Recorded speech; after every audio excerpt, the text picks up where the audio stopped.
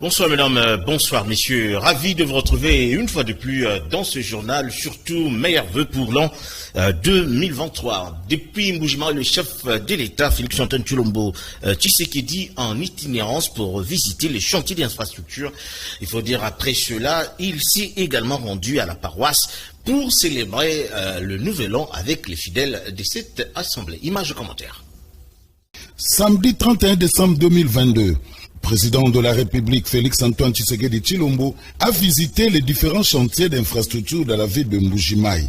Le chef de l'État s'est d'abord rendu sur les chantiers de l'université officielle de Mbuji-Mayi, UOM, pour observer l'évolution des travaux en cours. Il s'est ensuite rendu au complexe scolaire Kalenda Mudishi, où les travaux de rénovation et d'agrandissement de ces flairons des écoles de Mbuji-Mayi seront bientôt achevés. Selon les responsables du chantier, dans 4 mois au plus, le complexe scolaire pourra accueillir des élèves dans des bâtiments flambant neufs. Enfin, le chef de l'État a clos sa tournée par une visite au stade Kashala-Bonzola, dont les travaux de réhabilitation devraient débuter prochainement, a envie de redonner son liste d'attente à cette infrastructure sportive dotée d'une pelouse synthétique et d'une capacité d'accueil de 23 000 places. Le dimanche 1er janvier 2023, le président de la République a assisté à la cathédrale Saint-Jean-Baptiste de Bonzola au culte de la solennité de la bienheureuse Vierge Marie de plus de 2 heures, célébrée par Monseigneur Emmanuel Bernard Kassinda, évêque de Mbuji-Mayi. Le prince de l'Église a tablé ce sermon du jour sur 3 points, à savoir la Vierge Marie comme Mère de Dieu, de la paix comme don de Dieu et les souhaits de vœux le meilleur pour l'an 2023. Il a exhorté tous les chrétiens à avoir une pensée pieuse en mémoire du pape émérite Benoît XVI, décédé le vendredi 30 décembre dernier. Parlant de la paix, l'évêque de Mbuji-Mayi a évoqué et déploré la situation des compatriotes vivant dans l'est du pays, victimes de guerres injustes que nous impose les Rwandais à travers les groupes terroristes du M23. Pour les prélats catholiques, nous devons nous serrer les coudes aux côtés du chef de l'État Félix-Antoine Tshisekedi Tshilombo en vue de parvenir à une paix durable et définitive sur l'ensemble du territoire national. Faisant lecture tour à tour en français à Chiluba du mémoire adressé au chef de l'État, Monseigneur Emmanuel Bernard Kassamba Moulenga a évoqué l'accès aux services sociaux de base, les infrastructures scolaires et universitaires, les infrastructures de santé et l'abandon total des routes, des voies ferrées et fluviales, l'adduction d'eau et le manque criant de l'électricité. Face à toutes ces doléances, le chef de l'État a remercié la population de Mbuji-Mayi pour l'accueil lui réservé avant de lui demander de lui faire confiance auparavant. L'abbé Sylvain Kongolo Lukwishi, curé de la paroisse Saint-Jean-Baptiste de Bonzola, avait demandé à l'assistance chrétienne d'applaudir très fort les garants de la nation pour tous les biens qu'il n'a cessé de faire pour sa paroisse. Après donc cette messe du 1er janvier, le président de la République, Félix-Antoine Tshisekedi Tshilombo, a également visité le chantier agricole de Kwandi. Nous avons ici Jules Lembi pour le commentaire. Après avoir assisté à la messe ce dimanche 1er décembre 2023 à la cathédrale Saint-Jean-Baptiste de Bonzola, le président de la République Félix-Antoine Tshisekedi Tshilombo a visité la base agricole de Kwandi, située à plus de 40 km de la ville de Mbuji-Mayi. Il est allé s'imprégner de l'évolution de ces projets visant la production de la farine, du maïs et du manioc de haute qualité. La capacité journalière étant de 130 tonnes pour les premiers et 100 tonnes pour les seconds. Pour rappel, le chef de l'État avait initié ces projets depuis l'année passée lors de sa première visite à Mbuji-Mayi en décembre 2021. Sur place, il a visité la chaîne de production et reçu les explications auprès des responsables des entreprises d'exécution, notamment IITA et Bio-Agrobusiness BAB. Selon ces explications démarrées en avril 2022, la base de Nkwadi a progressé sur 4 axes. Le premier est la mise sur pied d'un système semencier durable pour emblaver 5000 hectares de maïs, 30 000 hectares de soja et 2 000 hectares de manioc en 2023 et 2024. Le deuxième axe concerne la production de masse, d'où une implication régie et un engagement des communautés rurales environnantes. Est prévue une production de 100 000 tonnes de maïs en 2023-2024 sur 25 000 tonnes d'hectares avec un rendement moyen de 4 tonnes par hectare. Du côté manioc, plus de 10 000 tonnes de tubercules seront récoltées sur le site, soit équivalent de 3 000 tonnes de farine de haute qualité panifiable qui sera un substitut à la farine de formant. Le troisième axe porte sur les activités post-récolte et ajoute de la valeur qui compte 2 usines de transformation du maïs et du manioc qui étaient inachevées sont complètes à 90%. Une nouvelle unité de séchage de maïs qui n'existait pas a été installée. Il s'agit d'un nouveau concept d'économie biocirculaire introduite avec 0 perte au niveau de la transformation, dont plus de produits dérivés. Et le dernier axe est celui des autres innovations telles que l'introduction des soja qui n'existait pas pour l'alimentation humaine, animale et pour la fertilité des sols en 2022-2023, celle de l'aquaculture en 2023 et une production attendue de 1 million à 700 tonnes d'aliments pour poissons pour les tanks dans les sites de Nkwadi et élevage de poissons en cage dans les lacs Mukamba. Une production projetée de 500 tonnes de poissons en 2023. Un gain économique et réduction des importations de poissons à hauteur de 3,5 millions de dollars américains l'an sont autant d'objectifs fixés. Réception du char automobile par la CENI en tête son président, Denis Kadima, un matériel important pour la distribution des kits électoraux à travers la ville de Kinshasa. Image commentaire. La centrale électorale, par l'entremise de son président Denis Kadima Kazadi, vient d'acquérir un lot important de véhicules 4x4 marque Toyota Hilux dotés par le gouvernement de la République démocratique du Congo. C'est là pour répondre aux besoins du processus électoral. Ces véhicules, suivant le numéro 1 de la CENI, seront affectés pour la mobilité des agents et matériels de la CENI engagés dans l'opération d'identification et enrôlement des électeurs dans la première ère opérationnelle qui couvre 10 province. Aussitôt réceptionné ces charrois automobiles, Denis Kadima Kazadi a remis les clés à madame la questeur adjointe Sylvie Birembano tout en lui recommandant d'en faire bon usage. Nous sommes en pleine opération d'actualisation du fichier électoral. Vous avez vu, la population est en train de s'enrôler. Évidemment, on a fait face à certaines difficultés d'ordre logistique, notamment le déplacement de nos équipes d'opération. Maintenant, nous sommes contents de recevoir ce lot de véhicules que nous mettons à la disposition de l'institution pour qu'ils contribuent justement à faire ce travail en augmentant le nombre de personnes enrôlées parce que nous voulons avoir une forte participation de notre population. Sylvie Birembano, à son tour, a remis ses véhicules au secrétaire national de l'administration électorale Toto Mabiko Totokani. Ce dernier a promis à son tour bonne utilisation de ces véhicules. Ces véhicules qui vont nous aider dans la supervision et l'identification et enrôlement des électeurs en vue de stabiliser nos CI. Merci, nous promettons de les utiliser en bonne mère de famille. Et nous remettons au secrétariat exécutif national qui est le dernier utilisateur. La CENI est engagée à organiser les élections dans les délais. Elle a réuni tous les moyens pour réussir avec succès l'organisation des bonnes élections dont les résultats seront acceptés par toutes les parties engagées aux élections et tout le monde. La présidente de la Ligue des femmes du MLC Lukunga 3, Madame Claudine Atissandi Elondia, a visité le militante du mouvement de libération du Congo, Mongafula 3, question de les encourager à s'enrôler massivement pour les élections à venir. Image commentaire. Elle a bravé les avenues arpentées pas trop loin de la gare de Kimwenza. Nous sommes dans la commune de Mongafula. Atisandi Elondia Claudine, présidente de la Ligue des femmes de Lukunga 3, MLC Mongafula, est allée à la rencontre des militantes de la Ligue des femmes de Mongafula. Les sensibiliser sur l'importance de l'enrôlement et aussi partager quelques poulets et du riz. Question de bien fêter. Très enthousiasme, les braves femmes de la Ligue des femmes du MLC ont remercié la présidente Claudine Atisandi Elondia, qui a toujours été présente à chaque fois que le besoin se faisait sentir. De sa part, la présidente de la Ligue des femmes de Lukunga 3 a remercié toutes ces militantes du MLC. Ça, c'est ma base parce que nous sommes pendant les festivités. Alors, j'avais pensé à mes mamans. Je dis, bon, je ne pouvais pas passer les fêtes comme ça, pour autant voir mes mamans, c'est-à-dire partager avec le paix que Dieu a mis entre mes mains. Raison pour laquelle je suis descendue voir les mamans. Je suis venue également pour sensibiliser les mamans, leur dire qu'elles doivent aller s'enrôler.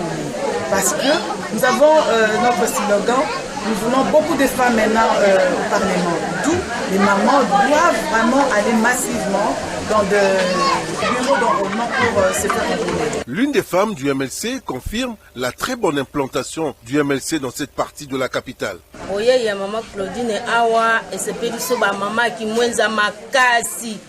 Puisque to bandai koluka nani yango mama boboto ya koki kolongola biso na molili oyo afongola biso miso amema biso musika.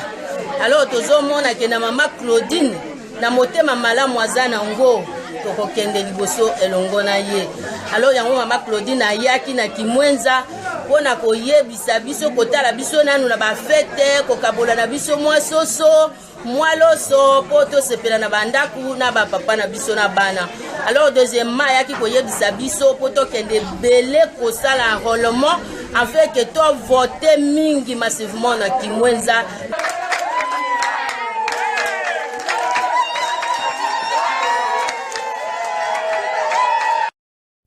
Le lieutenant-général Johnny Luboya Kachama, gouverneur militaire des Lutheries, se dit satisfait de la situation socio-économique et sécuritaire des Lutheries en l'an 2022. Il a dit au cours de son message adressé à la nation à l'occasion des festivités de fin d'année. Image au commentaire.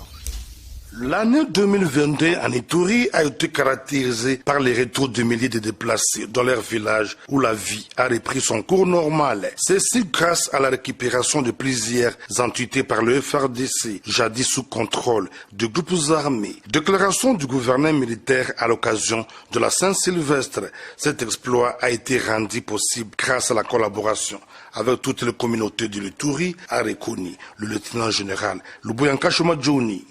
À toutes les communautés qui ont contribué aux solutions pacifiques des conflits qu'elles trouvent ici, l'expression de ma profonde gratitude en appelant à cette occasion les autres qui traînent encore les pas à se joindre à cette dynamique pour l'intérêt de la province de l'Ituri.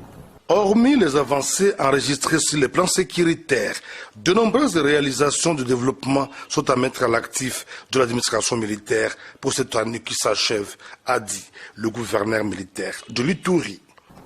L'administration militaire s'est engagée à la réhabilitation des infrastructures socio-économiques de base, notamment les routes nationales, les bâtiments hospitaliers en état de vétusté prononcé, l'appui financier aux structures sanitaires et pénitentiaires, l'appui aux tenues des dialogues intercommunautaires visant la recherche de la paix. Pour l'année qui pointe à l'horizon, l'autorité provinciale promet de mieux faire pour accomplir la mission lui assignée par le commandant suprême Félix Antoine Tshisekedi Tshilombo en cette période exceptionnelle, celle d'imposer la paix sur l'ensemble de la province pour le bien-être des fils et filles de l'Ituri.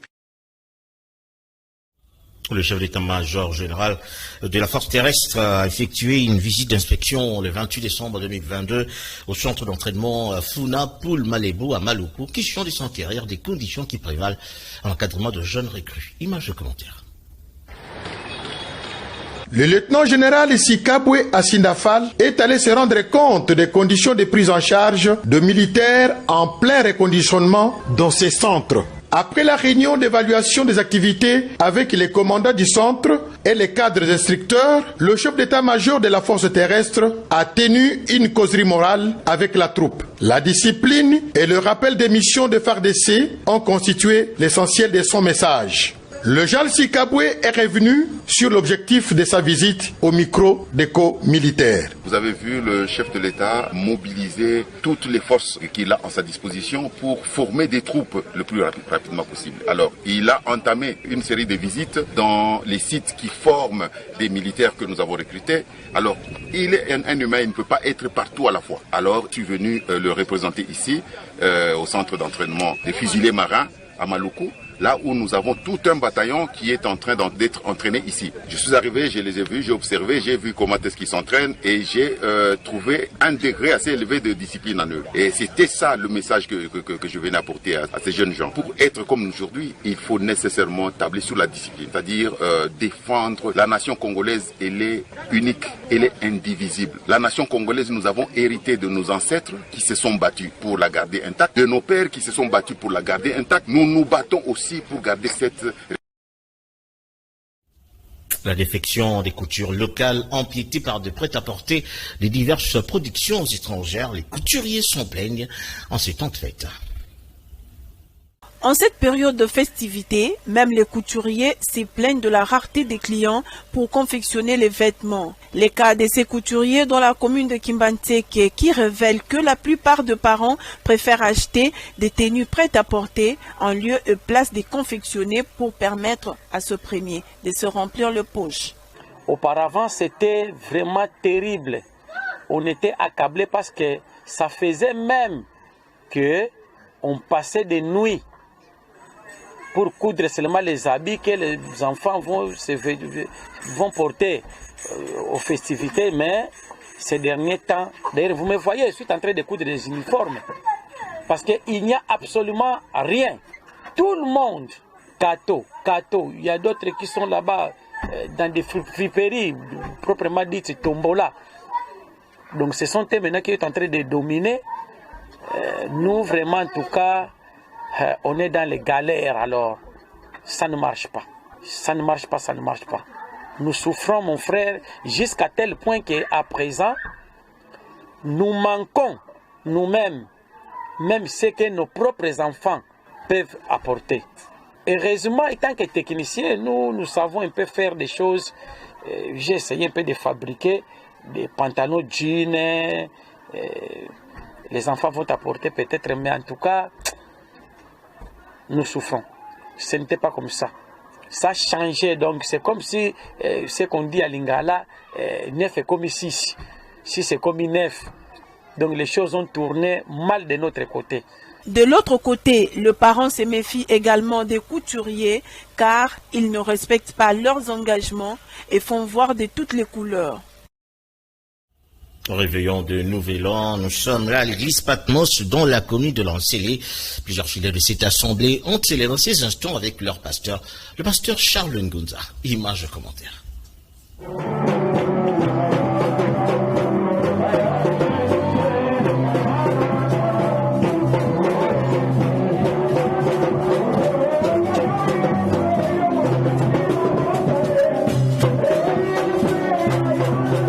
Cadre de festivités de fin d'année, l'église Patmos, située au quartier Mangengengue, nous sommes dans la commune de Lancélé, a organisé un culte d'action de grâce et de louange pour célébrer le réveillon de Saint-Sylvestre dans la nuit du 31 décembre au 1er janvier 2023. Tout a commencé par les chants et danses avec le groupe d'adoration de l'église Patmos qui ont chanté et adoré le Christ pendant toute la soirée avec beaucoup de ferveur.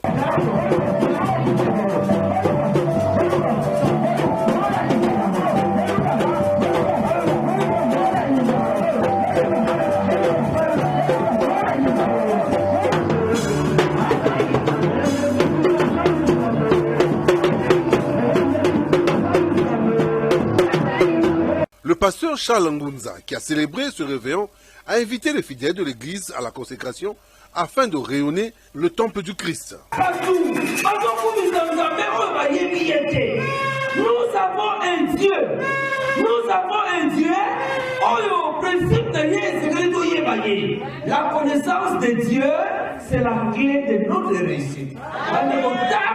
nzambe ntango tokosimba nzambe na baprincipe na ye ntango tokosimba nzambe na mozino na ye makambo ebele tokofonse te nani alobi amen bandeko soki eza na richesse oyo moto esengeli azala nango esengeli ayeba nzambe nde nauti koloba koya eglise boye nde toye boye elingi koloba teke yo yebi nzambe me nzambe baluka ye mozini nzambe baluka ye esika ye azali eza na konfiance nzambe na ye elingi nzambe wana azala nzambe na ye.